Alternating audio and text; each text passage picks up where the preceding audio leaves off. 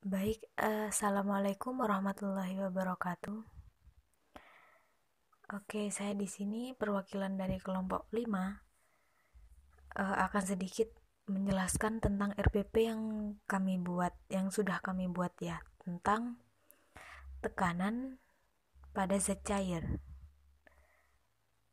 Nah, kelompok kami ini ada beberapa anggota, ada Rida Akmala, Andri Gunawan Junaidi, saya sendiri dari Diana, Alvan Hamdani, dan juga Abdus Syakur. Nah, oke, langsung saja. Nah, kompetensi inti. Di sini kompetensi inti seperti yang sudah kita ketahui ada 4 ya. Ada KI1, KI2, KI3, dan juga KI4.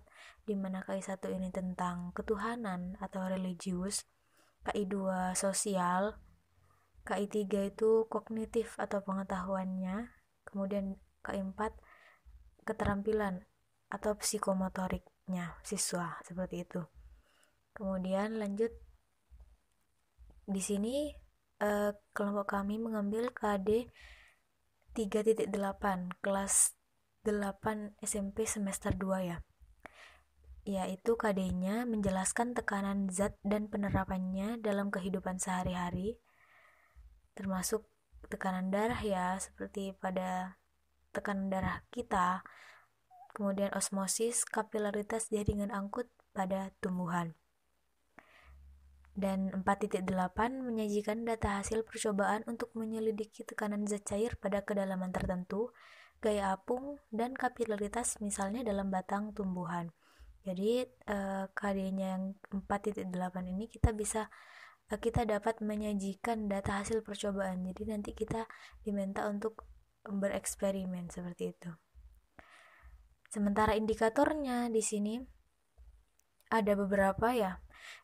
Yang pertama adalah menganalisis konsep tekanan, bagaimana tekanan itu, seperti apa, memformulasikan tekanan hidrostatis, kemudian ada mendeskripsikan hukum Archimedes, mendeskripsikan hukum Pascal, dan menjelaskan penerapan ketiga hukum tersebut, hukum Pascal, Archimedes, dan juga tekanan hidrostatis dalam kehidupan kita sehari-hari. Tujuan pembelajarannya yakni siswa dapat menganalisis konsep tekanan melalui membaca serta mendengarkan penjelasan guru. Jadi sebelum masuk kelas atau ketika siswa belajar ya, dia diharapkan dapat membaca terlebih dahulu bagaimana itu tekanan, konsep tekanan itu seperti apa, kemudian juga nanti dijelaskan oleh gurunya ya. Yang kedua, siswa dapat memformulasikan tekanan hidrostatis melalui proses bertanya. Siswa dapat mendeskripsikan hukum Archimedes melalui proses tanya jawab juga. Kemudian siswa dapat mendeskripsikan bunyi hukum Pascal melalui diskusi. Nah, dari kesemuanya itu juga siswa dapat menjelaskan penerapan dari ketiga hukum tersebut. Hukum Archimedes, hukum Pascal, tekanan hidrostatis dalam kehidupan sehari-hari melalui berdiskusi. Materinya ini ada 3 seperti yang sudah saya jelaskan tadi. Kemudian ada pendekatan. Pendekatan yang kita pakai di sini adalah scientific approach. Apa itu scientific approach? Scientific approach itu ya bisa dikatakan juga sebagai pendekatan ilmiah yang menggunakan kaidah-kaidah keilmuan yang memuat serangkaian aktivitas seperti pengumpulan data melalui observasi, bertanya, eksperimen, kemudian mengolah datanya dan mengkomunikasikan. Nah, itu scientific approach. Dan juga scientific approach ini tujuannya ya untuk meningkatkan kemampuan berpikir peserta didik, juga membentuk kemampuan menyelesaikan masalah secara sistematik dan menciptakan suasana pembelajaran agar peserta didik dapat merasakan bahwa belajar itu adalah suatu kebutuhan, seperti itu. Di scientific approach ini juga ditekankan untuk banyak menanya, mampu merumuskan masalah. Si siswa ini mampu merumuskan masalah melalui bertanya. bukan hanya menyelesaikan masalah dengan menjawab saja seperti itu. Dan metodenya di sini ada metode ceramah, diskusi ya sesekali agar ada feedback ya antara penjelasan guru dengan si siswa ini. Juga ada eksperimen atau percobaan. Jadi pada materi ini nanti kita akan menguji coba atau bereksperimen ya. Kemudian modelnya adalah discovery learning. Discovery learning, pembelajaran penemuan. Nah, model pembelajaran discovery learning ini berbasis inquiry, yakni dengan cara memahami konsep, kemudian mengembangkan kemampuan belajar aktif pada siswa agar bisa menginvestigasi dan mendapat ilmu secara mandiri. Dilakukan juga secara melalui observasi ya. Langkah-langkahnya ada pemberian rangsang, identifikasi masalah, pengumpulan data, pengolahan data, pembuktian, dan yang terakhir generalization atau menarik kesimpulan. Seperti yang nanti ini kita pakai ya.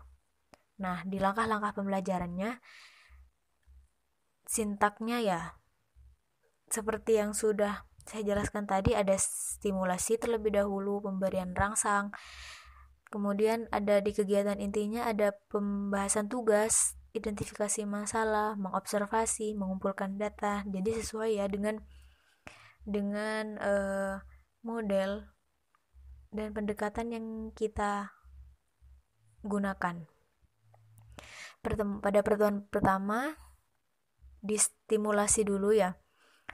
Guru setelah mengucapkan salam, mengecek kehadiran siswa dan juga menanyakan kabar, seorang guru nanti juga akan memotivasi dan memberikan apresiasi kepada siswa, menghubungkan pembelajaran dengan kehidupan sehari-hari. Seperti contohnya di sini, apa yang terjadi jika seorang wanita berjalan di atas pasir dengan sepatu hak tinggi.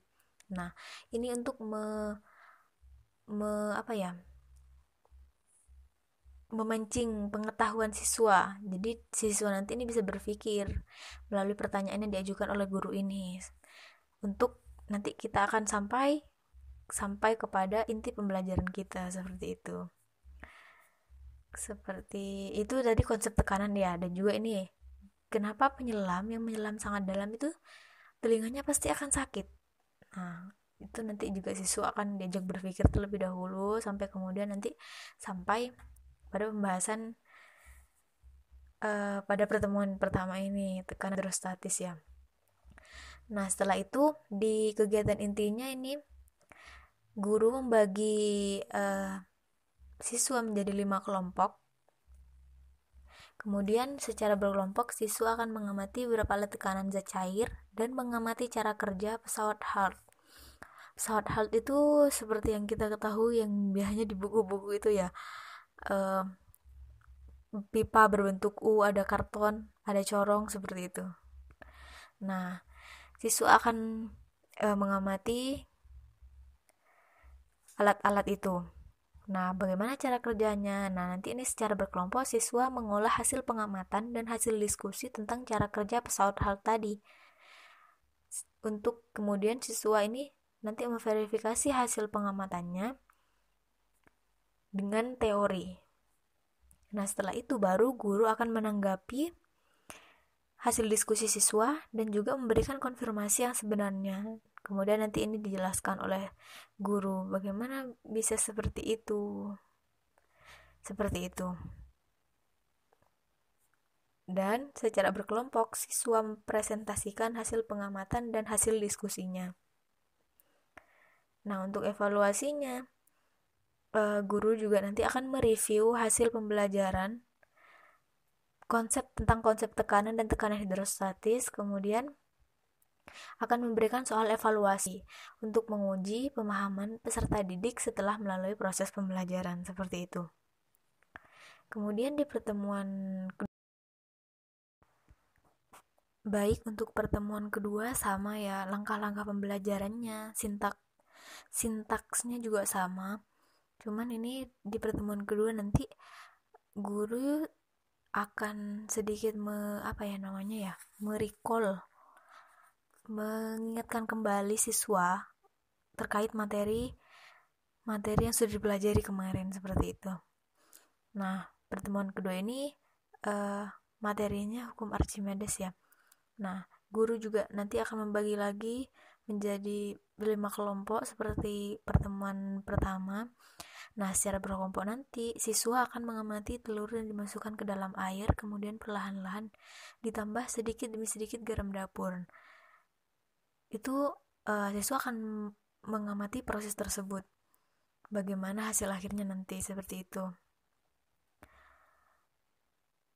Dan juga nanti guru akan menanggapi hasil diskusi peserta didik dan menghubungkannya dengan teori serta memberikan konfirmasi yang sebenarnya. Jadi ini sesuai juga ya dengan model yang kami gunakan. Siswa itu belajar secara mandiri terlebih dahulu. Nanti guru yang akan membenarkan, maksudnya guru yang akan menambahkan di akhir, seperti itu. Kemudian di pertemuan ketiga juga demikian, dibagi lagi menjadi beberapa kelompok tentang hukum Pascal ya, yang ketiga ini. Nah, nanti guru ini akan menayangkan video animasi berbasis CTL yang berisi tentang permasalahan terkait dengan hukum Pascal.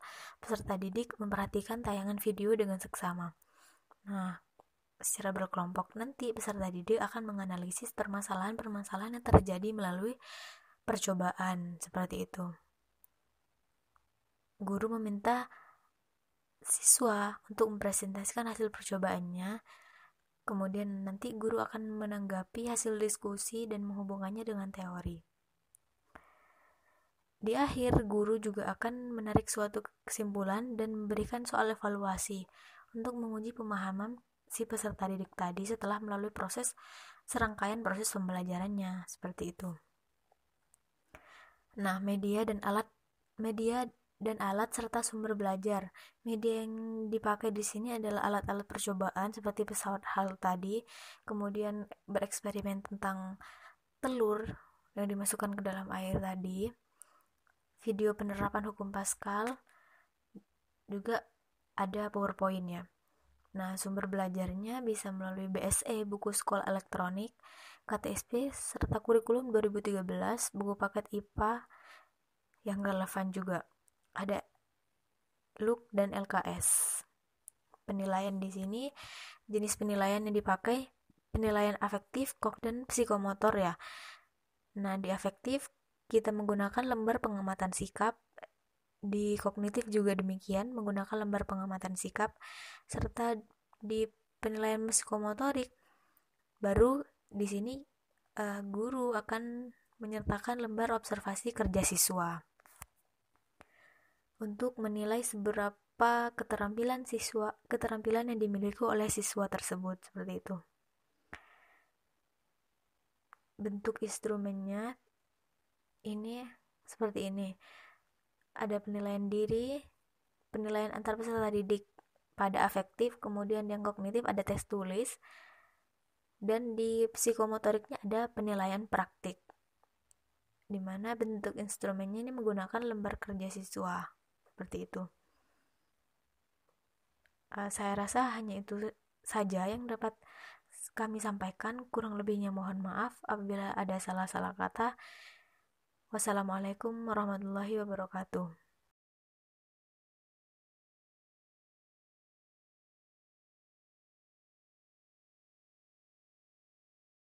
Jadi produk dari kelompok 5 yang akan dibuat itu adalah pompa air. Nah, ini adalah alat dan bahan dari pembuatan pompa air itu sendiri.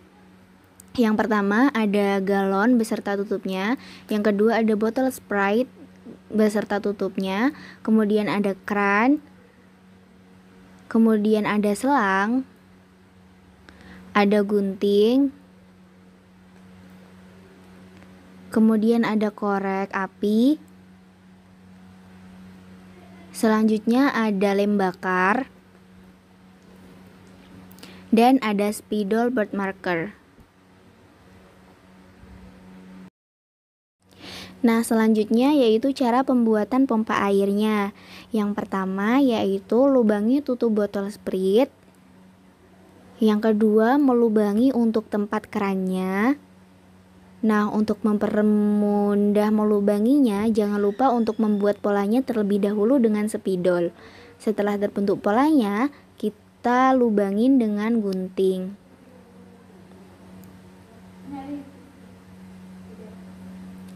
Nah, setelah terlubangi, kita masukkan kerannya ke dalam botol Sprite. Kemudian jangan lupa untuk dilem dengan lem bakar agar air tidak bocor dan keluar melalui sela-sela kerannya. Nah, untuk selanjutnya yaitu melubangi tutup galon dengan korek api. Kemudian memasukkan selang ke dalam tutup galonnya. Nah, setelah dimasukkan selangnya, jangan lupa untuk dilem ya, agar tidak ada angin yang masuk. Nah, selanjutnya memasukkan ujung selang yang kedua ke dalam tutup botol Sprite. Jangan lupa untuk dilem bakar juga ya. Nah, selanjutnya masukkan air ke dalam botol Sprite-nya yang sudah dipasang dengan keran. Nah, kemudian masukkan ujung selang yang kedua ke dalam botol Sprite-nya. Kemudian ditutup rapat. Nah, setelah terhubung dengan botol Sprite yang berisi air dan dengan galon yang berisi air,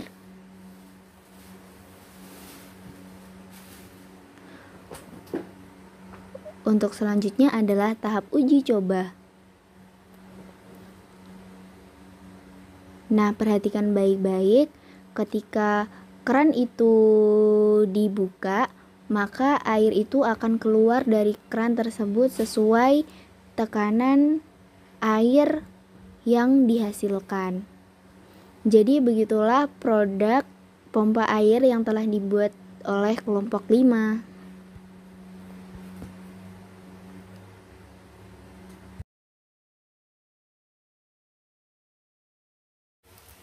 Assalamualaikum warahmatullahi wabarakatuh.